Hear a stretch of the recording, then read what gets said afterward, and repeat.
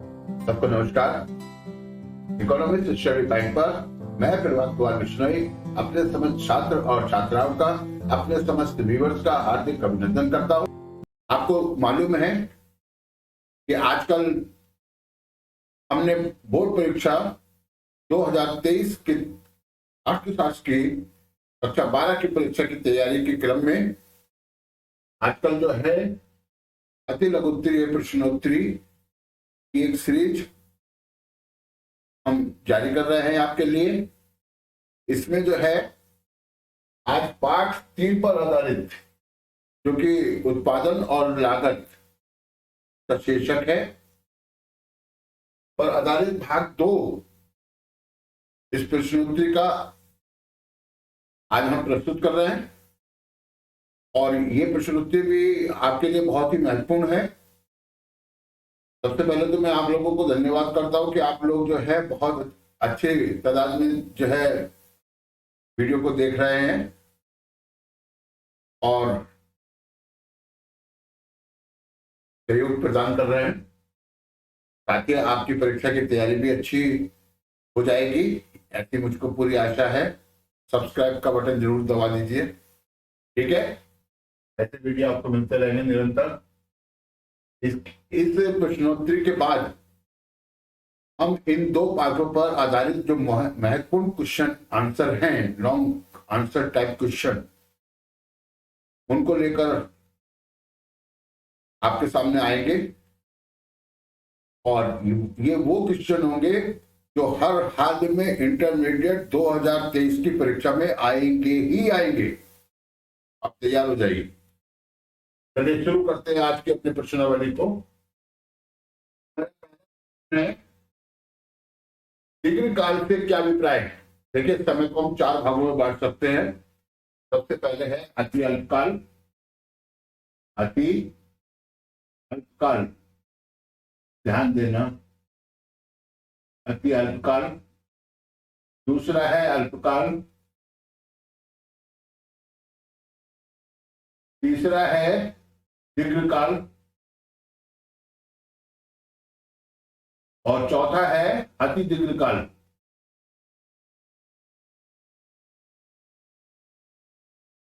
याद रखिएगा इसको, अच्छा, ये बहुत महत्वपूर्ण है, ठीक है। अति अल्पकाल एक ऐसा समय होता है कि जब उत्पादक अथवा विक्रेता अपनी वस्तु की पूर्ति में लेश मात्र भी परिवर्तन नहीं कर सकता, ठीक है। और अल्पकाल को अगर हम कहें तो स्टॉक तक पूर्ति को बढ़ाया जा सकता है। दीर्घकाल में उत्पादन को और अधिक बढ़ाया जा सकता है, ठीक है। और अति दीर्घकाल तो ऐसा काल है कि उसमें तो नई टेक्नोलॉजी विकसित हो जाती है। दीर्घकाल से क्या अभिप्राय है? दीर्घकाल एक ऐसा काल है, एक ऐसा समय है, समय का एक ऐसा खंड है जिसमें उत्पादन के साधन परिवर्तनशील होते हैं, ठीक है। दीर्घकाल में मांग और पूर्ति की जो शक्तियां होती हैं, यानी कि पूर्ति की जो प्रवृत्ति होती है मांग के ठीक बराबर होने की होती है। याद रखिएगा। उत्पादन के स्थिर साधनों से क्या अभिप्राय है? स्थिर साधन वो साधन होते हैं जिसमें परिवर्तन नहीं किया जा सकता, ठीक है। स्थिर साधन वे साधन होते हैं जिनमें परिवर्तन नहीं किया जा सकता। उत्पादन के परिवर्तनशील साधनों का क्या अभिप्राय है, क्या अर्थ है? उत्पादन के जो परिवर्तनशील साधन होते हैं ना, उत्पादन बढ़ेगा तो इन साधनों की मात्रा भी बढ़ानी बढ़ेगी, ठीक है। उत्पादन के परिवर्तनशील साधन, इनको बढ़ाना पड़ेगा। उत्पादन को बढ़ाना है, उत्पत्ति के साधनों में परिवर्तन किया जाएगा, उनको बढ़ाया जाएगा, ठीक है। और यदि उत्पादन को आप शून्य कर दोगे ना, तो परिवर्तनशील साधन जो है उसकी जो लागत है वो भी शून्य हो जाएगी। स्थिर साधन तो वो है जो लगे रहेंगे, उत्पादन शून्य भी हो जाएगा, तब भी उसमें जो उनकी लागतें होंगी वो बनी रहेंगी, जो कि तू बनी रहेंगी। लेकिन परिवर्तनशील साधनों की जो साधनों की मात्रा है उत्पादन के बढ़ने के साथ साथ बढ़ेगी और घटने के साथ साथ घटेगी। उत्पादन के सभी साधन किस समय अवधि में परिवर्तनशील होते हैं? तो दीर्घ काल में उत्पादन के समस्त साधन, सभी साधन परिवर्तनशील होते हैं लॉन्ग पीरियड में। अच्छा, इसके बाद है उत्पादन लागत से क्या अभिप्राय है? उत्पादन लागत का क्या अर्थ है? कोई फर्म या कोई उत्पादक अपनी वस्तु को उत्पादित करने में जो भी व्यय करता है, जो भी लागत से लगाता है, जो भी व्यय खर्च करता है, उसको उत्पादन लागत कहते हैं। ठीक है। नेक्स्ट क्वेश्चन है सीमांत लागत से क्या अभिप्राय है? अब सीमांत लागत को समझाने से पहले मैं आपको कुल लागत समझाना चाहूंगा। देखिए, टीसी जो होता है, टीसी टोटल कॉस्ट, टीसी यानी कुल लागत। कुल लागत, कुल लागत क्या होती है? देखिए, वस्तु की एक निश्चित मात्रा को उत्पादन करने के लिए, वस्तु की एक निश्चित मात्रा का उत्पादन करने के लिए उत्पादक को जो कुछ भी खर्च करना पड़ता है उसे हम कुल लागत कहेंगे। 7 इकाइयों का उत्पादन करने के लिए, 7 इकाई का उत्पादन, मान लो पेन है, घड़ी है, जो भी है, 7 इकाई का उत्पादन करने के लिए यदि पेन है तो 70 रुपए लगाने पड़ते हैं उत्पादक को, तो 7 इकाइयों की कुल लागत होगी 70 रुपए। ठीक है। अब इसको मैं एक दूसरे तरीके से बता रहा हूं कि उत्तर इकाइयों की सीमांत लागतों के योग को कुल लागत कहते हैं। हमने पहले भी आपको बताया है, जब उपयोगिता को बताया था सीमांत उपयोगिता किसे कहते हैं, कुल उपयोगिता किसे कहते हैं, तो कुल उपयोगिता की परिभाषा देते हुए कहा था कि उत्तर इकाइयों की सीमांत उपयोगिताओं के योग को कुल उपयोगिता कहते हैं। उसी प्रकार उत्तर इकाइयों की सीमांत लागत के योग को, ठीक है, कुल लागत कहेंगे।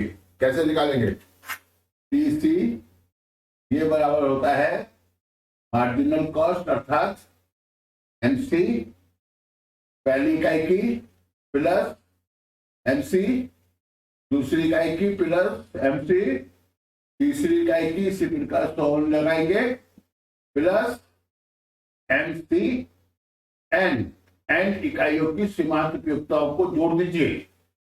वस्तु की पहली इकाई की जो लागत है, दूसरी इकाई की जो लागत है, तीसरी इकाई की जो लागत है, चौथी इकाई की, पांचवी, छठी, सातवीं, 10 इकाइयां ऊपर हो रही है, तो एन बराबर 10, तो 10 की 10 इकाइयों की सीमांत लागतों को जोड़ देंगे, कुल लागत आ जाएगी। ठीक है।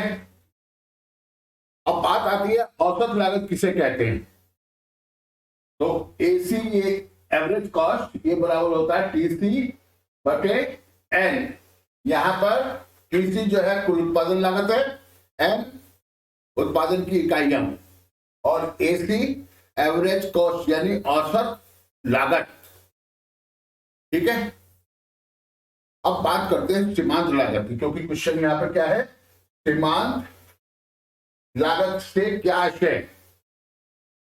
तो सीमांत लागत कुल लागत में होने वाली वह वृद्धि है, सीमांत लागत कुल लागत में होने वाली वह वृद्धि है जो एक अधिक इकाई के उत्पादन के कारण कुल लागत में होती है, या एक कम इकाई के कारण कुल लागत में जो कमी आती है उसको सीमांत लागत कहते हैं।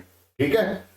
और देखिए सूत्र के रूप में सीमांत लागत मार्जिनल कॉस्ट ये बराबर होती है टीसी एन प्लस 1, यानी कि एक अधिक इकाई एन प्लस 1, एक अधिक इकाई की कुल जो लागत है, ठीक है, उससे हमें घटाना है TCN, एन इकाइयों की लागत को। ये पहला सूत्र है इसका, इसको याद कर लीजिए। और दूसरा सूत्र इसका क्या है, यदि हम एक कम इकाई का प्रयोग कर रहे हैं तो एक अधिक इकाई का प्रयोग करके हो रहा है। इस प्रकार मार्जिनल कॉस्ट ये बराबर होती है TCN, एन इकाइयों की कुल उपयोग, कुल लागत से घटाना है हमें क्या, TCN -1, एक कम इकाई की कुल लागत को। तो जो हमें प्राप्त होगा सीमांत लागत कहलाएगी। एक बार फिर, सीमांत लागत कुल लागत में होने वाली वह वृद्धि अथवा कमी है जो एक अधिक इकाई के उत्पादन के कारण अथवा एक कम इकाई के उत्पादन के कारण कुल लागत में होती है। अगर एक अधिक इकाई का उत्पादन करेंगे तो कुल लागत में वृद्धि होगी, एक कम इकाई का उत्पादन करेंगे तो कुल लागत में कमी होगी। ठीक है, जैसे मान लीजिए हम 7 इकाइयों का उत्पादन कर रहे हैं और हमारी कुल लागत 70 रुपए है। अब यदि हम एक अधिक इकाई का उत्पादन करें, 8 इकाइयों का उत्पादन करें और हमारी कुल लागत हो जाए 80 रुपए, तो 8वीं इकाई को उत्पन्न करने में कितने रुपए अधिक खर्च करने पड़े, 7 इकाइयों को उत्पादित करने में 70 रुपए, 8 इकाइयों को उत्पादित करने में 80 रुपए। यानी 8वीं इकाई की जो उत्पादन लागत है कितनी है, 80 - 70 बराबर 10 रुपए। समझ में आ गया? तो इस तरीके से निकालेंगे इसको। यदि मान लीजिए 6 इकाइयों का उत्पादन कर रहे हैं और 60 रुपए कुल लागत है और 7वीं इकाई का उत्पादन कर रहे हैं तो 70 रुपए। यदि एक कम इकाई का उत्पादन करें यानी 6 इकाइयों को उत्पादन करें तो कुल उत्पादन लागत में क्या कमी आ रही है, तो 70 - 60 बराबर 10 रुपए। समझ में आ गया होगा। तो ये क्वेश्चन हो गया, सीमांत लागत से क्या अर्थ है। मौद्रिक लागत का अर्थ बता लिखिए। मौद्रिक लागत, एक उत्पादक को अपनी वस्तु के उत्पादन में एक निश्चित मात्रा का उत्पादन करने के लिए जो भी खर्च करना पड़ता है उसकी जो मौद्रिक जो व्यय है, उसका जो मौद्रिक व्यय है उसे मौद्रिक लागत कहते हैं। ठीक है, कुल उत्पादन में बहुत सारे खर्च करने पड़ते हैं, कच्चा माल चाहिए, मजदूरों को भुगतान देना है, यातायात है, बीमा व्यय है, बिजली का पेमेंट है, दुनिया भर की और बहुत सारी चीजें हैं, पूंजीगत संपत्ति का हिराश व्यय है। ठीक है, तो सबका योग कर लीजिए। द्रव्य के रूप में, मुद्रा के रूप में जो कुछ भी खर्च करना पड़ रहा है, यानी कि एक उत्पादक को अपनी वस्तु के उत्पादन में यानी कि जो कुछ भी मुद्रा खर्च करनी पड़ रही है, मौद्रिक व्यय करना पड़ रहा है, उसको मौद्रिक लागत कहते हैं। समझ में आ गया हो? चलिए, औसत लागत किसे कहते हैं मैंने यहां बता दिया आपको। औसत लागत, कुल लागत को उत्पादन की इकाइयों से भाग कर दीजिए, औसत लागत मिल जाएगी। यानी औसत लागत है ना, इसको जो है प्रति इकाई लागत भी आप कह सकते हैं। कुल लागत को उत्पादन की इकाइयों से भाग देकर जो मूल्य प्राप्त होता है उसको औसत लागत कहेंगे। नेक्स्ट क्वेश्चन है, सीमांत लागत और औसत लागत वक्र किस प्रकार का होता है। तो सीमांत लागत और औसत लागत वक्र किस प्रकार का होता है, आपको ध्यान देना है कि उत्पादन के 3 नियम होते हैं और ये शायद आप जानते होंगे। सबसे पहले उत्पादन वृद्धि नियम लागू होता है, फिर स्थिर नियम लागू होता है, फिर क्रमागत उत्पत्ति ह्रास नियम लागू होता है। ठीक है, उत्पादन के 3 नियम होते हैं। ठीक है, स्थिर साधन के साथ परिवर्तनशील साधन की उत्तरोत्तर इकाइयों को लगाएंगे तो उत्पादन में 3 प्रकार से वृद्धि होती है, बढ़ती दर से, स्थिर दर से और घटती दर से। जब तक उत्पादन बढ़ती दर से बढ़ता है तो वृद्धि नियम कहलाता है, जब स्थिर दर से बढ़ता है तो लागत स्थिर नियम यानी उत्पादन स्थिर नियम कहलाएगा, और जब घटती दर से बढ़ता है तो उसको उत्पत्ति ह्रास नियम कहते हैं। इतनी बात समझ में आपकी आ गई है। चलिए, अब हम सीमांत लागत और औसत लागत वक्रों की स्थिति को बता रहे हैं आप। देखिए, ये एग्जाम के लिए सबसे महत्वपूर्ण क्वेश्चन है, ठीक है। लॉन्ग क्वेश्चन में भी आएगा और शॉर्ट में भी आ सकता है। फिलहाल मेरा जो उद्देश्य है, आपको इसके लिए थोड़ी सी तैयारी करा देनी है, ठीक है। अब देखिए आप, ये आपका सीमांत लागत वक्र है, सीमांत लागत वक्र, मार्जिनल कॉस्ट कर्व, एमसी वक्र। और ये जो हम बना रहे हैं, ये है औसत लागत वक्र, ठीक है। औसत लागत वक्र रेखा से जो बनाया है वो औसत लागत वक्र है, और जो बिंदुदार रेखा से बनाया है ये सीमांत लागत वक्र है, ठीक है। यहां पे हम लिखेंगे x वस्तु का उत्पादन, और यहां पर हम लिखेंगे की सीमांत लागत और औसत लागत, सीमांत लागत तथा औसत लागत। तो यहां पे पूरा लिख लीजिए, सीमांत लागत औसत लागत, ठीक है। यानी मार्जिनल कॉस्ट, एवरेज कॉस्ट, ठीक है। अब देखिए कैसे आकार है इनका, ये होते हैं यूके आकार के, सीमांत लागत वक्र भी और औसत लागत वक्र भी ये यूके आकार के होते हैं। क्यों होते हैं? क्योंकि उत्पादन के नियमों का प्रभाव पड़ता है। जब उत्पादन में वृद्धि नियम क्रियाशील होता है तो सीमांत लागत भी घटती है, औसत लागत भी घटती है। ये ई बिंदु है, इस ई बिंदु पर दोनों बराबर हैं, लेकिन ई बिंदु से पहले औसत लागत ज्यादा है और सीमांत लागत कम है।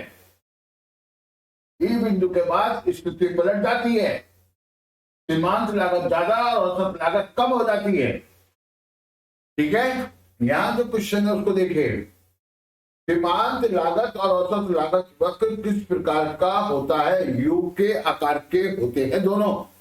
एग्जाम में आपको क्वेश्चन जो आएगा वो इस प्रकार से हो सकता है, सीमांत लागत वक्र का आकार किस प्रकार का होता है? यू के आकार का। ऐसे ही औसत लागत वक्र का आकार किस प्रकार का होता है? यू के आकार का। यहाँ पे तो दोनों का एक सही होता है ना, तो ये अलग अलग भी आ सकता है। और यहां पे देखिए, यहां पे उत्पादन वृद्धि नियम लागू हो रहा है। जब उत्पादन वृद्धि नियम लागू होता है तो ये लागतें घटती हैं, इनको लागत ह्रास नियम भी कहते हैं। ई बिंदु पर उत्पादन स्थिर नियम लागू हो रहा है,